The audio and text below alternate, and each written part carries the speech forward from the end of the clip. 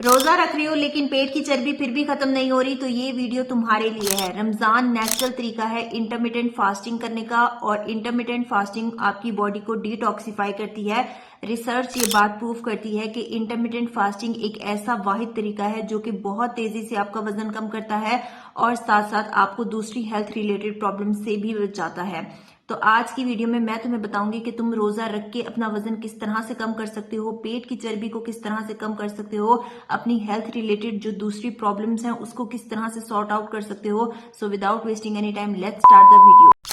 रोजे में हम 14 से 16 घंटे तकरीबन भूखा रहते हैं, और जब हम भूखे रहते हैं तो उस दौरान में हमारी बॉडी में स्टोर्ड ग्लूकोज से हमें एनर्जी मिल रही होती है, और उस एनर्जी से हम अपने दिन भर के काम कर रहे होते हैं। तो जब हमारी बॉडी में वो ग्लूकोज खत्म हो जाती है तो उसके बाद हमारी बॉडी में फैट बर्निंग का प्रोसेस स्टार्ट हो जाती है। तो हमारी बॉडी में जो फैट स्टोर हुए हुए होते हैं हमें वहां से एनर्जी मिलना शुरू हो जाती है, और जब आपकी बॉडी से फैट बर्न होना शुरू हो जाएगा आपका वजन ऑटोमेटिकली कम होना शुरू हो जाएगा।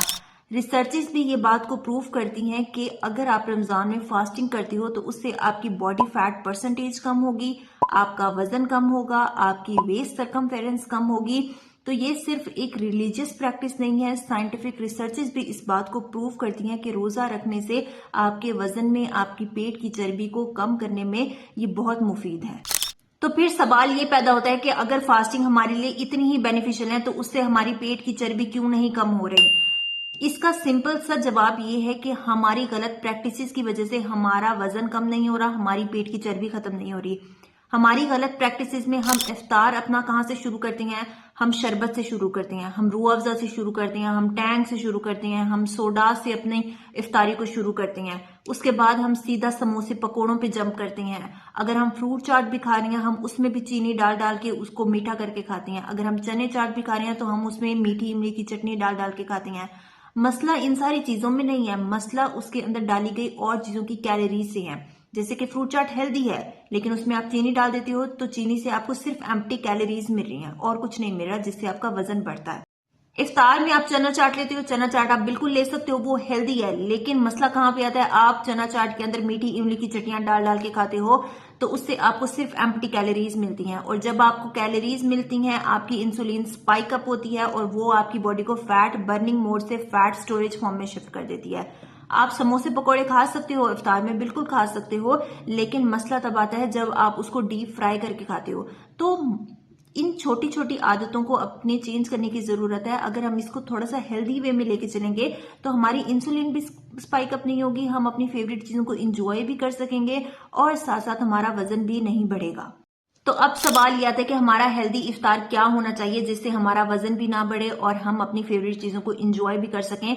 तो आपका हेल्दी इफ्तार इस तरह से होगा कि आप 1 से 2 डेट से अपना रोजा खोलोगे, उसके साथ आप सादा ग्लास का पानी ले सकते हो या फिर आप लेमनेड भी ले सकते हो, बट मेक श्योर कि आप उसके अंदर चीनी नहीं डालो, आप उसके अंदर स्टेविया डाल के पी लो। उसके साथ आप जो है वो फ्रूट चाट इंजॉय कर सकते हो, बट मेक श्योर उसके साथ आप चीनी नहीं डालो। आप प्रोटीन का कोई सोर्स लो, आप चना चाट ले सकते हो, दही बड़े ले सकते हो, बट मेक श्योर आप मीठी चटनियां उसके ऊपर नहीं डालो। उसके साथ आप डिनर में जो है वो प्रोटीन को ऐड करो, आप चिकन ले सकते हो, दाल ले सकते हो या फिर कोई भी सब्जी ले सकते हो, उसके साथ आप रोटी ले सकते हो। रोटी लेकिन आपने कंट्रोल पोर्शन में लेनी है, आप 60 से 70 ग्राम की रोटी ले सकते हो, इससे ज्यादा आप नहीं लो, क्योंकि पोर्शन साइज भी आपके वेट लॉस में बहुत मैटर करता है। अब सवाल यह आता है कि हम अपनी डाइट में इतना प्रोटीन क्यों लें, आखिर इसका फायदा क्या है। उसके 2 बड़े फायदे हैं। नंबर फर्स्ट, इस प्रोटीन आपके इंसुलिन को स्टेबलाइज करता है। जब आपका इंसुलिन स्टेबलाइज होगा वो आपकी बॉडी में फैट को स्टोर नहीं करेगा बल्कि बर्न करेगा, और आपका फैट बर्न होगा तो ऑब्वियसली आपका वजन भी कम होगा। नंबर सेकेंड चीज इज आपका मसल लॉस होने से बचाता है प्रोटीन। आपका मसल लॉस नहीं होगा, आपके मसल्स प्रिजर्व रहेंगे। तो ये 2 बड़े फायदे हैं प्रोटीन लेने के। मैंने इसलिए आपको बताया था कि आपको भी पता होना चाहिए कि हम जो चीज खा रहे हैं वो हमारी बॉडी को किस तरह से फायदा पहुंचा रही है, हमारी बॉडी में वो चीज कैसे काम कर रही है, ताकि आप लोग भी हेल्दी में और अनहेल्दी में फर्क कर सकें। इन सारी चीजों के साथ साथ आप अपनी रूटीन में 20 से 30 मिनट की वॉक भी जरूर ऐड करो। वो आपकी मर्जी है, आप अपनी रूटीन में किस तरह से उसको मैनेज करते हो। आप सहरी से पहले कर सकते हो, सहरी के बाद कर सकते हो वॉक, इफ्तारी के बाद कर सकते हो, तरावी से पहले कर सकते हो, तरावी के बाद कर सकते हो walk, as per your routine and as per your choice. Ramzan सिर्फ एक इबादत का महीना नहीं है, रमजान अपनी बॉडी को रीसेट करने का भी महीना है। आप खुद सोचो, आपकी बॉडी एक प्रॉपर शेप में आएगी, आपका फैट जो है वो बर्न आउट होगा तो आपकी बॉडी किस तरह से फिट दिखेगी। आप जो पहनोगे वो आप पे कितना अच्छा लगेगा, आपका कॉन्फिडेंस कितना बूस्टअप होगा। तो अपनी हेल्थ को प्रायोरिटाइज किया करें, हेल्दी और अनहेल्दी में फर्क किया करें। तो ये थी जी आज की वीडियो। उम्मीद है आप लोगों को वीडियो अच्छी लगी होगी। अगर अच्छी लगी हो तो give this video a huge thumbs up and subscribe to my channel. Thank you so much ji.